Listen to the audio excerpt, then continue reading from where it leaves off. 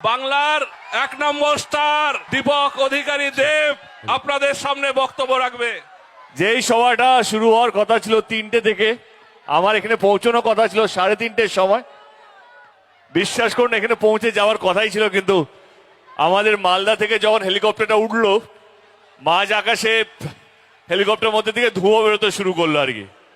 ওই সময়টা মনে হচ্ছিল কি এইখানে তো দূরের কথা, অন্য কোথাও না পৌঁছে যায় আর কি।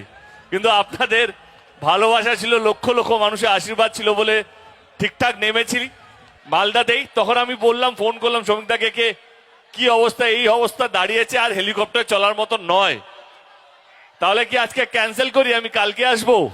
তখন উনি আমাকে বললেন কি লক্ষ লক্ষ মানুষ অপেক্ষা করছে দেখার জন্য, হাজার হাজার মানুষ, তুমি একবার ভেবে নাও।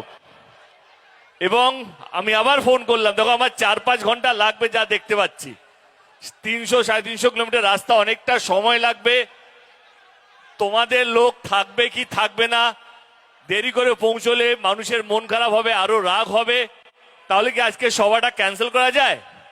উনি বললেন না, তুমি যদি রাত্রে 10টাও আসো লোক দাঁড়িয়ে থাকবে। এবং